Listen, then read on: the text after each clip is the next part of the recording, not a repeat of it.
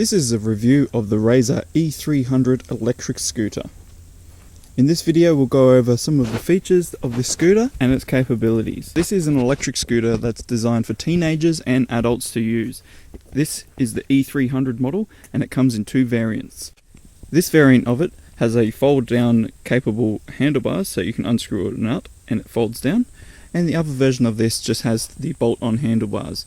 The blue one is the fold down and the grey one is the one that you have to unscrew the handlebars to remove them. But both types of this scooter are pretty much identical with the exception of being able to tilt the handlebars back on this one. So it has two 12-volt batteries that are inside here, which combine to make 24 volts, and it has a 200-watt motor. It's got a on-off switch, a charging port, and a kickstand for standing up. Another cool feature of this scooter is it's got a rear brake, which is controlled with the lever on the handlebars. It also has really good solid tyres, which are inflated to around 40 psi, maybe a little bit more if you wanted, and it's got plenty of tread on there for urban environments as well as light gravel like this. The front and rear wheels are both the same and are pretty good in my opinion.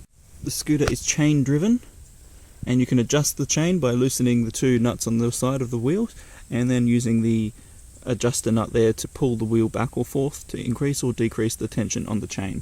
So in the blue one you can unscrew this nut here and tilt the handlebars back.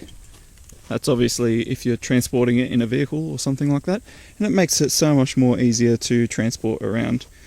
If you weren't going to put this in a car and go places or anything, then you probably wouldn't need that, but I reckon it's definitely worth it getting the one that you can fold down the handlebars on. So this is the rear brake lever, which I mentioned before, which is adjustable by using that nut there, or you could do it from under here by adjusting the cable. The throttle is a twist part, which is this grey bit that twists, and it's either on or off. Now there's no variation in the throttle, so you can't go slow and build up speed. It's just full on or off, on or nothing with that throttle.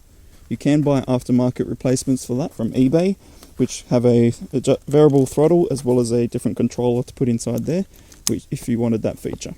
The handlebars is just the same size as a bicycle one, so you can put your bicycle accessories such as this light on there, and this rear light, I've put them on there. The tyres are inflatable using a bike pump with the standard valve.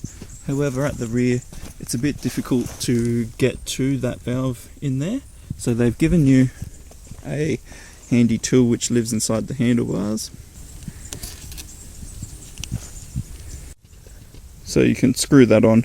And the idea of this is to line it up with the hole on here and put that in and screw it into the valve. If your valve's on a funny angle like mine is, it's a bit hard to get this valve in there, so you can get 90-degree valve adapters from eBay quite cheap for motorcycles, and they'll screw onto that. You can buy a bicycle combination lock or something like this that I've got and lock up the scooter by running it through the front fork. There's no other real place where you could run that through, so just keep in mind if you do have a bicycle chain, it's got to be able to fit through here.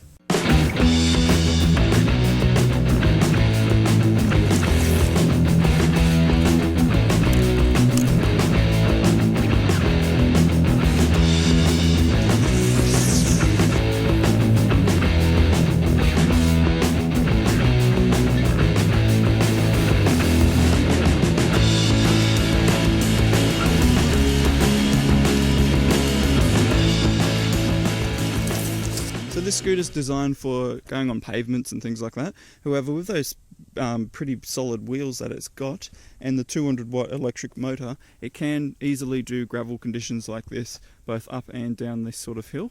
And I'll give you a bit of a demonstration of what it looks like.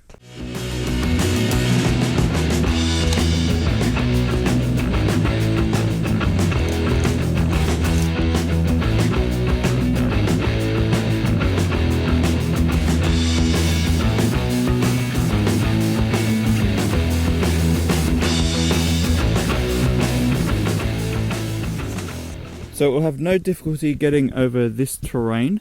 However, going up the hills, it's a bit of a struggle with an adult sized rider on there. But coming down along this sort of terrain, no problem whatsoever.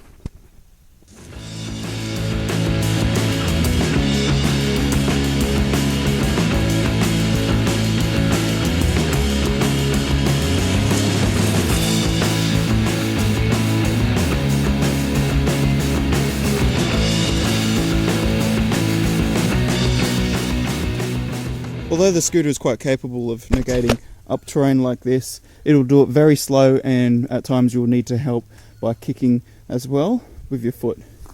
It's more suited for loose gravel terrain such as this, where you will be able to maintain a speed and go up a hill as long as it wasn't too steep. You couldn't do something as steep as that.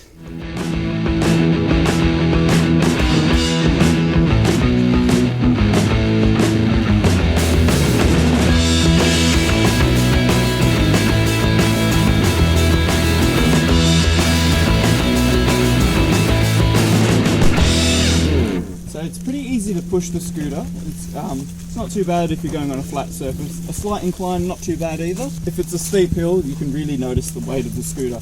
Now the scooter itself weighs a little bit. It actually weighs this amount, and the reason it weighs so much is because it's got two 12-volt lead acid batteries in there. They're cheaper to buy the batteries, so that's why they're in this. You know, it's a toy essentially doing that, but you can upgrade to a lithium polymer battery, but that would cost you a fair bit of money. You can buy replacement batteries for these on eBay as well, for about $60 Australian. So the weight of the scooter can easily be lifted by an adult, but that is pretty heavy, and you wouldn't want to be carrying it for too long if you had to. So it's much easier just to kick and go along. So the amount of battery life that you'll get out of this on a charge will be around 35 to 40 minutes odd of constant throttling or constant riding on the scooter. You can of course extend your range by not always constantly accelerating. You can just put it on and turn it off, coast for a bit, turn it on, turn it off, or of course there's the optional foot. You can use that to kick and get a bit of range out. However, it does take 8 to 12 hours to recharge the scooter's batteries. So overall, I think this scooter is pretty good. Some of the pros that it's got is the big, chunky, thick tyres. They're great for going over terrain. You know, you wouldn't always go across terrain like this, but if you're riding through a city or on a footpath, you don't have to worry about the little bumps. I love another thing on this scooter, which is the brake. It's got a nice brake there. It's not the best brake on a scooter, but you know, for what it is, it does the job. And I love the fact that being an adult that's, you know, 6 foot tall, I can sit on this, or stand on this I should say, and operate it with, you know, no difficulties, and it doesn't feel small or cramped for me. Some of the things I don't like on this scooter, and it's, you know, it's not something that I would say don't buy the scooter about, it's just little nitpicking things, is the batteries. They're heavy, they're lead acid. So if you could swap them out for lithium batteries that are lighter, then, you know, yeah, that would be pretty good. I don't like the throttle, how it's constant on or off. I think a variable throttle would be a better addition for this scooter. And I've had a look on eBay and you can get it for around $35 Australian for the cheapest bottom of the line variable throttle and variable throttle controller that goes along with it. So overall, I think this is a great scooter to have, and if you're thinking about getting one, I highly recommend it. I picked mine up off Gumtree secondhand and I don't regret buying it at all.